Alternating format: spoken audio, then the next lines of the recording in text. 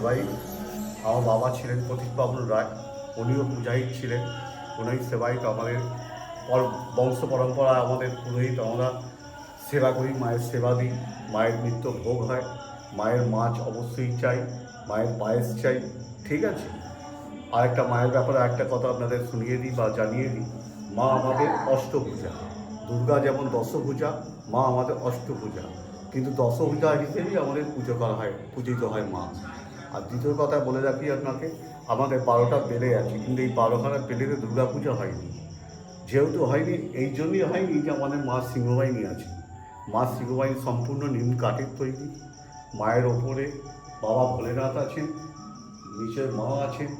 মায়ের এই যে ঘর দেখতে পাচ্ছেন, মায়ের দুখানা ঘর, একটা মা সিংহবাহিনীর ঘর, একটা মা শীতলার ঘর।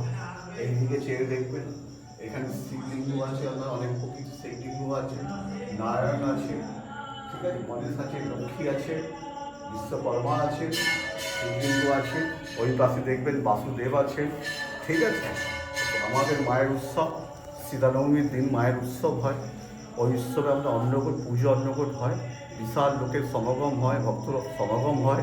এখানে আতশবাজি পোড়ানো হয়, অন্নকূট হয়, মানুষ ভোগ নিবেদন করেন, হোক খাওয়ান দাওয়ানোর ব্যবস্থা আছে আমাদের এখানে। তারপরে অনুষ্ঠান আছে, সামাজিক অনুষ্ঠান হওয়ার পর 20,000 লোকের খাওয়ান দাওয়ানোর ব্যবস্থা আছে, ঠিক আছে। আপনারা পারলে এই চ্যানেলের মাধ্যমে আপনারা আসবেন, প্রচারের মাধ্যমে আপনারা আসবেন, এসে দেখবেন আমাদের মায়ের কর্মকাণ্ড দেখবেন।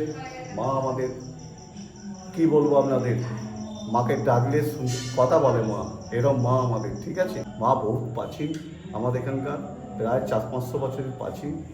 বর্ধমান রাজা এখানে মন্দির প্রতিষ্ঠা করে, সেই সূত্রেই আমরা পালাদার হয়েছি বা সেবায়িত হয়েছি, আমাদের পরম্পরা চলে আসছে।